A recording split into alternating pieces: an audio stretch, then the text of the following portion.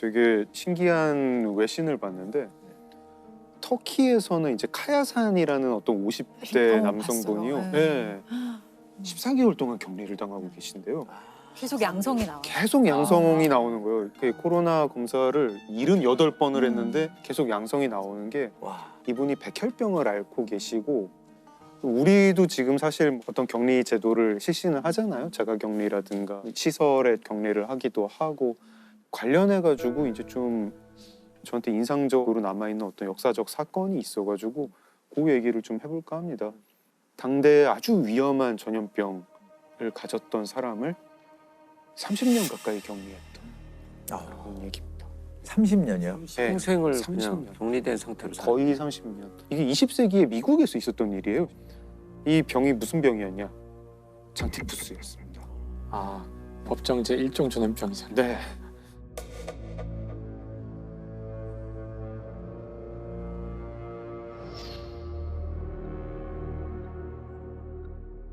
근데 이 장티푸스가 진짜 위험한 병이에요. 어떤 병이에요? 1907년 한 해에만 미국에서 장티푸스 걸려가지고 사망한 사람이 28,000명이 넘어요. 그러니까 이건 정말 이 병과 우리는 전쟁을 하는 거예요. 이 병은 무조건 막아야 되는 병이고 만약에 이 치료제가 없으면 사망률이 20%입니다. 네. 진짜 없다. 네.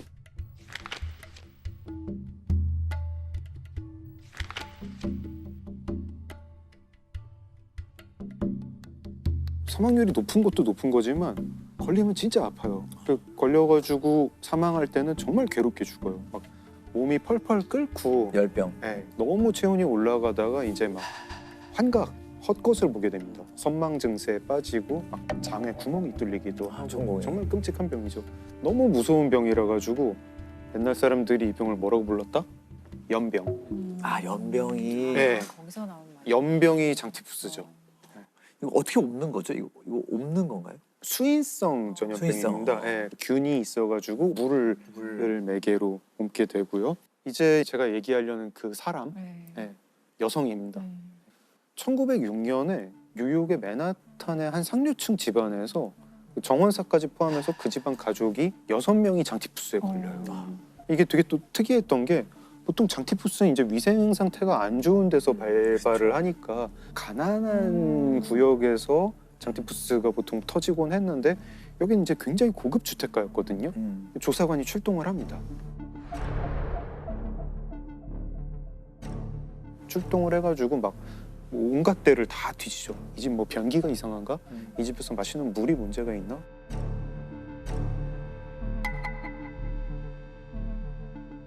근데 굉장히 이상한 게 보통은 뭐 그 동네에 뭐 물이 오염이 됐다 아니면 그 동네에서 쓰는 농장 채소에 문제가 있었다 이러면은 다른 집에서도 좀 걸려야죠. 발병을 하거든요. 근데 너무 이 집에서만 딱 6명이 발생을 한 거예요. 다른 집이랑 막 비교를 해도 뭐가 잘못됐는지 잘 모르겠어요. 한참 조사를 하다 보니까 이 집에 특별한 요소가 하나가 있었는데 장티푸스 터지기 전에 그 집에 요리사가 바뀌었어요. 어? 요리사가 왔는데 장티푸스 환자가 6명이나 발생을 하니까 그 요리사가 다른 데로 갔어요. 이 요리사 이름은 메리 멜런이라고 하는 여성이었고 가족 없고 아일랜드에서 이민 온 중년의 여성 요리사였어요. 그리고 이때 막 등장한 이론이 있었는데 무증상 보균자라는 개념이 이제 세균 학자들한테 이제 알려지기 시작해요. 요즘 무증상 하는 그 네, 무증상. 그렇죠. 네. 증상이 없는 거죠. 증상이 없죠. 나는 그 병에 걸리지 않으니까 증상도 없고 하지만 그 균은 가지고 있어가지고 다른 사람들한테 막 전파는 하고 미국에서는 이때까지 무증상 보균자가 발견된 적이 없었어요. 그래서 그 조사관이 생각을 합니다. 아, 이 요리사가 혹시 그 내가 말로만 들었던 무증상 보균자인가? 이런 생각을 하고 요리사가 일했다는 집들을 막 찾아봐요. 막 찾아보는데 그 집에서는 계속 장티푸스 환자들이 나오는 거예요. 딱이네, 네. 그러면. 딱이죠. 22명이 22명. 발병을 했고 사망자도 있었어요. 그렇겠네요. 이제 결국 이 메리 멜런이 일을 하고 있는 주방까지 갔어요. 메리 멜런을 만나가지고 아, 지금 당신이 장티푸스 균을 가진 것 같다. 빨리 진료를 받아야 된다. 그러면서 당신 대변이랑 소변이랑 혈액을 채취를 해야 된다. 이렇게 얘기를 하니까 메리 멜런이 요리용 포크가 있었어요.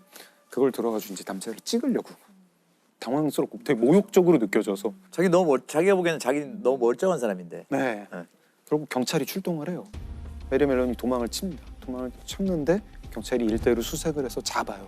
팔다리를 잡고 구급차에 실어가지고 섬에 있는 격리병원으로 옮기기까지 해요. 탈출 못하게. 이 섬에서 뉴욕까지는 도저히 헤엄쳐서는 건널 수 없는 곳, 작은 배로도 건널 수 없는 곳.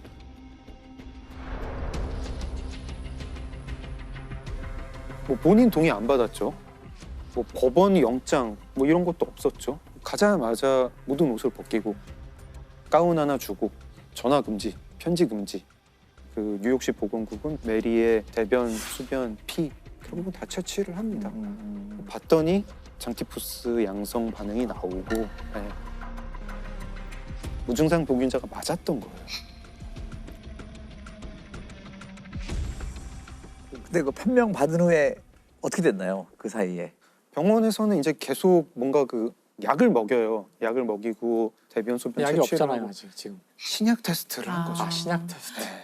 메리를 상대로 신약 실험을 한 거고 되게 오래 살아있는 장티푸스 환자인 거잖아요. 그렇죠. 무증상이니까. 네.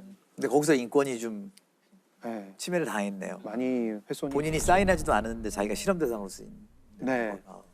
이 상태에서 메리가 되게 그 강하게 버티는데 메리가 정말 한번 심리적으로 무너지는 날이 한번 와요. 어느 날 신문을 받았는데 이런 신문이 나온 거예요. 자기 이름이 뭐 장티푸스 메리. 아, 메리 멜론. 자기 이름이 실려요. 막 해골이 막 있네. 해골이. 입김에서 요리하는 요리사의 모습. 요리를 하는데 네, 해골이 들어가고 지금 메리 멜론이라고 미국에서 가장 위험한 여자가 격리병원에 갇혀 있다. 그리고 여기는 이제 사파가 실렸지만 사진도 얼굴 사진도 2개나 나와요. 자기 이름이 이렇게 공개가 되고 죄 지은 것도 없는데 난 여기서 갇혀 있는데 미국에서 가장 위험한 여자 막 이런 게 나오니까 화도 나고 분노하죠.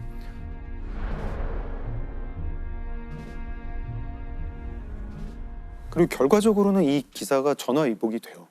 메리를 편드는 사람들이 좀 나옵니다. 아무리 그래도 이거 좀 심하지 않냐? 어떻게 사람을 3년 가까이 영장도 없이 가둬놓을 수가 있냐? 이런 사연이 알려지니까 어느 변호사가 내가 메리를 변호를 하겠다. 그래서 메리가 이 병원에 있는 도중에 겨우 법정에 가게 됩니다. 재판을 받으러 가요. 법정에 가게 하나요 그래도? 네, 법정에 갑니다. 소송 상대는 뉴욕시 보건국. 메리의 주장은 이거죠. 나를 구금한 건 불법이다. 저는 아무런 범죄를 저지르지 않았는데 사회에서 추방되어야 할 범죄자 취급을 받습니다. 근데 뭐 뉴욕시 보건국도 완강해요. 한 해에 뭐 몇만 명씩 장티푸스로 사망을 하고 있는데 지금 우리한테는 공중보건을 지켜야 할 의무가 있습니다. 메리는 위험한 보균자입니다. 구금해야 됩니다. 재판 결과가 어떻게 했나요? 메리가 졌을 것 같아요. 메리가 졌어요. 일단 편견이 있을 수밖에 없는 게 아일랜드계 이민자에 대한 당시 미국 편견이 있었고 미혼의 중년 여성이라 그랬죠. 네, 그리고 힘이 세고 당시의 여러 가지 상황에서 그렇죠. 혐오를 받는 전형적인 대상이었을 것 같아요. 법원 판결문이 이렇습니다. 본 재판부는 이 불행한 여성에게 깊은 동정심을 표합니다. 그러하나 질병 확산의 재발로부터 공동체를 반드시 보호해야 합니다. 방역이라는 게 진짜 기본권이라 정말 어떤 지점에서는 정면 충돌을 하는데 메리가 이제 다시 병원으로 격리병원으로 가죠.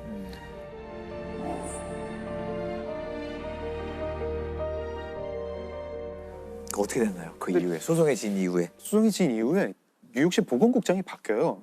보건국장이 이제 새로 메리한테 타협안을 제시를 합니다. 나가서 요리사를 절대 하지 마라. 그리고 개인 위생을 철저히 지키면서 한 달에 한 번씩 보고를 하면은 우리가 당신이 나가는 거를 동의를 하겠다. 메리가 이제 사인하고 그러겠다. 그리고 나옵니다.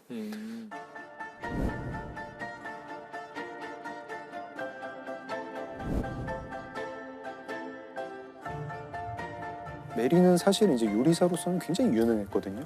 수입이 높았어요. 이 고급 상류층 집안에서 요리를 일을 하는 잘하는 네, 요리사였구나. 그런 요리사였는데 나와서 메리가 뭘 하냐면 세탁부를 해요.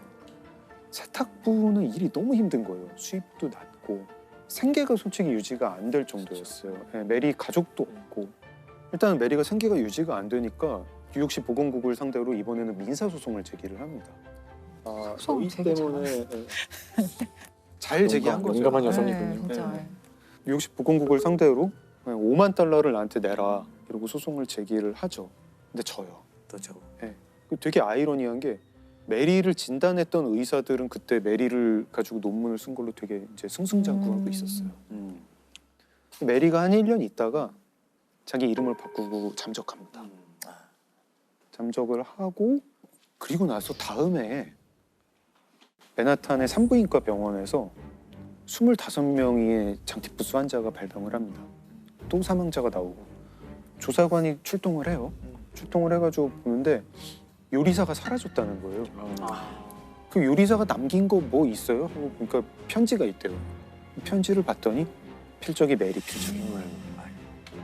이름을 브라운 부인이라고 바꾸고 산부인과에서 요리사로 하고 있었는데 거기서 또 이제 터진 거죠.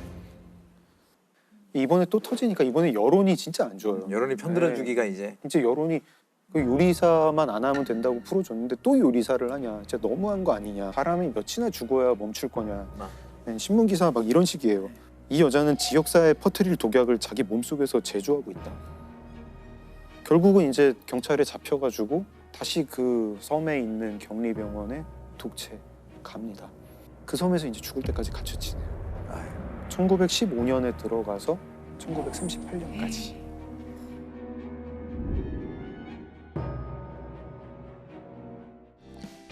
막국수가 왜 춘천에서 어떻게 시작이 된 거예요? 그 역사도 보셨어요? 화전민들이 먼저 먹었대요. 저 북한에서 내려온 거잖아요, 북쪽에서. 거기서는 이제 고구마나 감자 전분을 사용을 했대요, 주로. 근데 이제 그것이 비싼 건가 봐요, 메밀보다 훨씬. 메밀은 싸고 그러니까 그렇게 시작된 거라고 하더라고요. 근데 왜 이름이 막국수입니까? 너무 막 지은 것 같잖아요. 이름이. 그것도 또 몇 가지 학설이 있대요. 학설이 있어요. 학설이 있대요. 그래서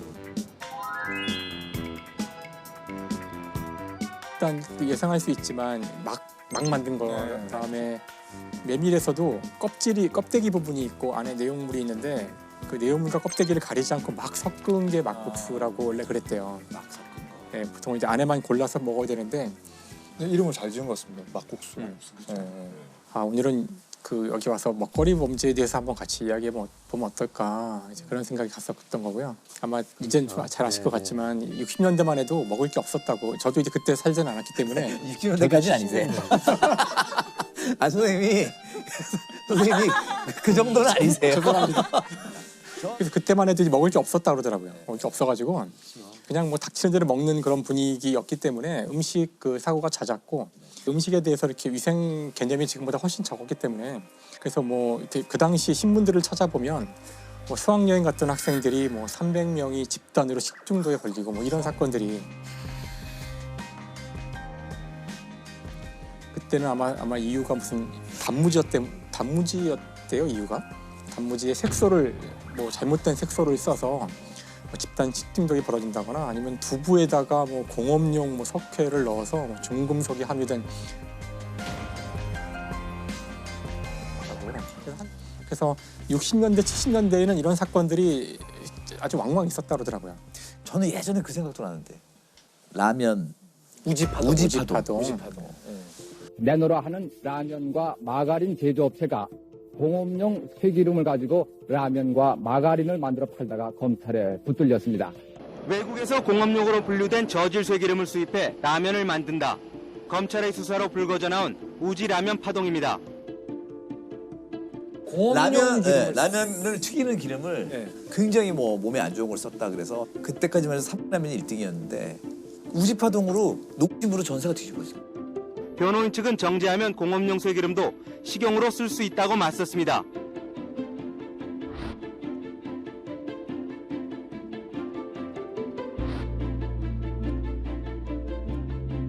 근데 세월이 지나서 그게 근거 없는 얘기였다.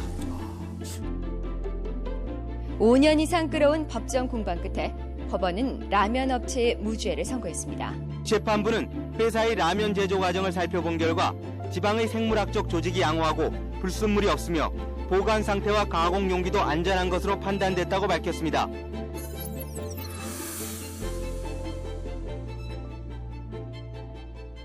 아마 다들 아실 텐데 그 대왕 카스테라라고 네, 한때 대왕 카스테라가 갑자기 우후죽순처럼 어느 날 그 TV 고발 방송 프로그램에서 뭔가 고발을 한 번 하는 바람에 갑자기 사라져버린 그런 업종이거든요.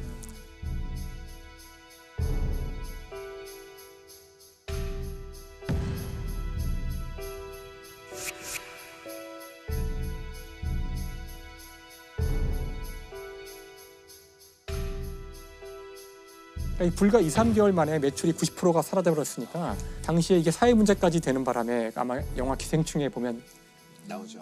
대왕 카스테라 얘기 나오거든요. 대왕 카스테라가 문제가 전혀 없었던 건 아니라고 하더라고요. 그러니까 이게 이제 과대 광고. 그러니까 원래는 대만의 길거리 음식을 가져와서 재료비가 그렇게 많이 드는 게 아닌데도 고급 그 빵으로 그 광고를 했어요. 고급 음식인 양. 음식인 양 했고요. 근데 주요 그 공격 포인트는 그 식용유 그 안에 성분으로 식용유를 넣는데요. 그러니까 이제 식용유를 넣는다고 하는 순간 어떤 느낌이 드실지 모르겠지만 좋진 않죠. 식용유에 대한 건강하지 이미지도. 못한 느낌? 그게 이제 사실 그 고발 프로그램에서 주요하게 얘기했던 것 중에 하나예요. 그 대왕 카스테라의 폭신폭신한 맛은 식용유에서 온 거다. 그러니까 사람들이 갑자기 막 느끼해지는 거야. 식용유에서 왔다고 이러면서 사람들은 실제로 강하게 이제 거부감을 느꼈던 거는 식용유 문제였고 식용유로 자꾸 이야기가 가니까 이제 식품 전문가들이 나서서 이제 반박을 하기 시작했죠. 그래서 딴 건 모르겠고 식용유를 첨가하는 건 문제가 아니다. 네. 그 식용유를 넣을수록 빵이 폭신해진대요. 그래서 실제로 식용유를 넣어서 만든 케이크를 시폰 케이크라 그래요. 시폰 케이크. 시폰 케이크 그 폭신폭신한 들어가는 있잖아요. 거네. 스펀지 같은 거. 식용유. 그러니까 사람들은 제가 모르는 거에 대해서 되게 두려워하는데 그게 음식일 때에는 그렇죠. 바로 반응한다는 거예요. 몸속에 들어가는 거니까. 네. 그러니까 들어보지 못해서 그런 건데 실제로 음식 업계에서는 당연히 식용유나 버터나 그거는 내가 어느 정도의 그 말랑말랑한 정도로 빵을 만들 건지에 따라 양을 바꿀 수 있는 거라는 거죠. 그래서 당시 이제 많은 식품학자들이 막 분노를 해서 글을 쓰고 했지만 이미 사람들이 으악 빵에다가 식용유를 넣어 이제 이거를 감당할 수는 없었던 거죠. 그래서 그런 고발 프로그램들이 사실 몇 번의 고발, 그러니까 단 한 번의 고발 프로그램으로 업계 자체가 사라져버리는 일이 벌어지고 하니까 어떤 의미에서는 이제 식품에 대한 우리의 두려움이 그 좀 과한 게 아닌가? 그래서 제가 한 가지 대표적인 이야기를 드릴 텐데요. 오늘도 또 종이와 펜이 빠질 수 없죠. 그래서 일단 첫 번째로 할 이야기는 뭘 또 그리시네요. 김쌤이 뭐 그리면 이거 좀 다른 건가? 이번엔 산수화인가요?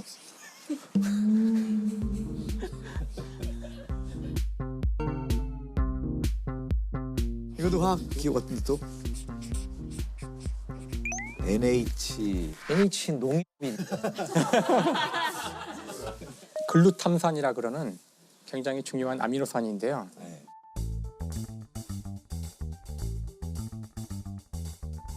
요 H 대신 여기다가 NA. NA NA는 나트륨인가요? 나트륨이죠. 영어로는 소듐이라 그래요. 나트륨은. 소듐이라 그러는데요. 이렇게 되면은 나트륨이 하나 달린 글루탐산이거든요. 하나 있다는 거를 라틴어로 모노라 그래요. 모노가 하나. 모노 소듐 글루타메이트. 약자로 모노소듐 글루타메이트. MSG라 그래요. MSG. 그게 MSG구나. 그래서 MSG가 이렇게 생겼는데 사실 요 NA를 빼고 나면 아미노산인데요. 아미노산이란 건 뭐냐면 단백질 아시죠? 네. 단백질 없으면 살 수 없는데 우리는 네. 단백질은 아미노산들이 모여서 된 거예요. 그러니까 이건 무조건 있어야 되는 거예요. 이거 없으면 다 죽어요 우리. 네. 여기에 단지 나트륨을 하나 붙인 건데 우리가 이거를 한 몇십 년 동안 먹으면 안 되는 독이라고 인식한 적이 있었거든요. MSG를 넣었다 그러면 어떤 생각이 드시나요? 그냥 인공의 무엇을 그러니까 자연 친화적이지 않은 걸 먹은 느낌? 그렇게 이미지가 돼 있는 것 같아요. 그렇죠. 그래서 MSG는 일본 과학자가 20세기 초에 만든 거예요. 그러니까 나트륨을 붙인 것이 바로 이 사람이 한 일이죠.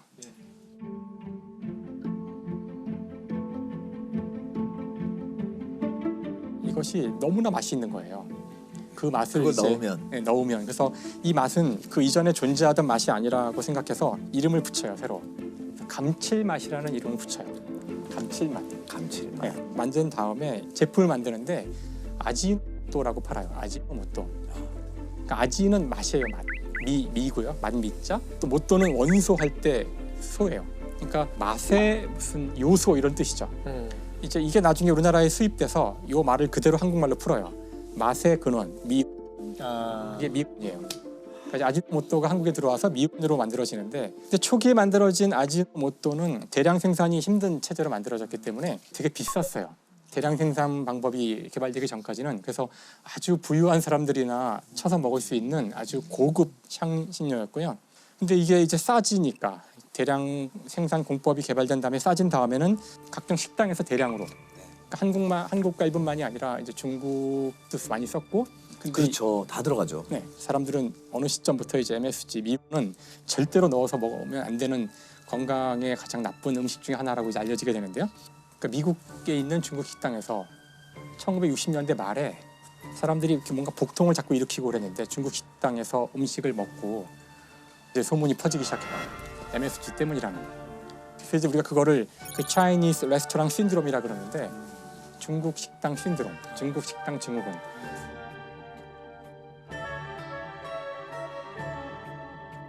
그런 소문이 쫙 나가지고 사람들이 중국 식당을 안 가기 시작해요. 근데 나중에 이제 미국 식약청에서 이제 조사를 해보니까 결론은 이거 아니라는 거예요.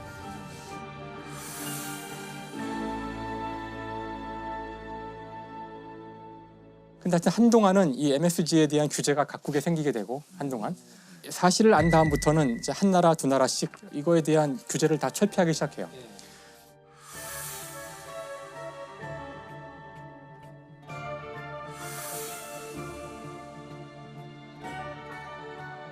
근데 우리나라는 이게 뒤늦게 이제 이 이야기가 들어와서 이제 괴담처럼 퍼지면서 화학 조미료라고 하면서 이건 먹으면 안 되는 걸로. 이게 막 이제 언론에 보도되고 MSG가 안 좋다고 막 이럴 때 누가 오더니 자기가 그 동안에 짜장면을 먹으면 그렇게 졸렸다는 거예요. 그래서 저는 안 졸렸는데 그래서 내가 졸렸나 막 이렇게 생각. 그 다음부터 한동안 짜장면을 끊었었어요. 근데 그게 참 안타까운 것이, 사실 이제 많은 분들이 천연은 좋고 화학은 나쁘다는 그 인식이 어딘가 있는데, 화학은 안 좋은 거. 이 MSG가 이제 화학 제품으로 분류된 이유는, 이걸 대량 생산하는 방법은 그 사탕수수라는 식물에서 제가 설탕을 뽑아내거든요. 설탕을 다 뽑아내고 나면은 남는 거는 이제 당밀이라 그러는데, 당밀에다가 적절한 그 균, 이제 배양할 수 있는 발효균을 넣어주면 우리가 마치 그 술을 만들듯이 그 균이 당밀로부터 이 글루탐산을 만들어내요. 글루탐산을 만들어요. 최종적인 단계에 나트륨을 첨가를 해요. 근데 이때 이거는 그냥 공업용으로 첨가를 하는 거예요. 그냥 나트륨이라는 걸 집어넣는 거예요. 그럼 따로 치면 안 돼요? 소금이랑 그냥. 그러니까 이것만 따로 유리된 형태로 존재하기가 어렵거든요. 그 과정 때문에 우리가 이것을 이제 화학 제품으로 분리하게 돼요. 보통 저희가 공업으로 만들지 않을 때 쓰는 방법은 멸치와 다시마를 삶는 거예요. 그렇죠. 그게 우리나라의 가장 기본이 되는 육수 중에 하나잖아요. 그래서 그렇게 뽑아낼 수도 있고요. 근데 그런 경우 굉장히 많은 비용이 들죠. 근데 멸치 다시다에서 그 파면 이게 딱 나오는 거예요. 그렇죠. MSG 그렇게 만든 거랑 똑같아요. 그러면 뭐 화학 저도 공업. 지금까지 계속 그냥 화학 물질이라고만. 아니 결국 모든 건 화학 물질이에요. 우리도 화학 물질이에요. 사람들의 큰 이제 오해죠. 그 어쨌든 화학 물질이어도 나쁘지 않다라는 거잖아요. 이게 나쁠 수가 없는 것이, 이게 물에 들어가면 NA가 떨어져 나오거든요. 이거는 글루탐산이니까 우리 몸에 필수로 필요한 아미노산이고, NA는 소금이에요. 그렇죠. 소금, 나트륨, 소금. 이게 나쁠 수가 없거든요. 그래서 진짜 웃기는 거는 이 MSG 같은 경우는 이미 다른 나라에서는 다 이게 위험하지 않다는 판결을 내려서 자유롭게 사용하고 있고요. 근데 우리나라에서는 여전히 라면에 아직 못 넣을 거예요. 몇 번 넣으려고 할 때마다 사람들이 저항을, MSG를 대체할 수 있는 다른 걸 넣어요. 또 문제가 우리나라 라면에다가 MSG를 넣고 수출을 해요.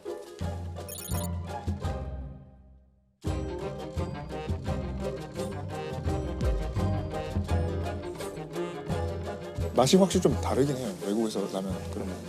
수출하는 라면에는 이걸 안 넣고 MSG를 넣어서 수출을 해요. 야, 이거 근데 상반되네. 국내에서는 MSG를 아직도 못 넣고 있어요.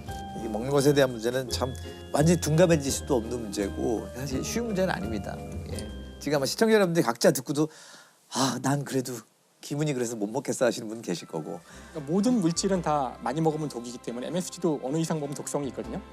식품에서는 사실 고르게 그냥 먹는 게 가장 좋은 거고 그렇지 않을까 그런 생각을 해봅니다.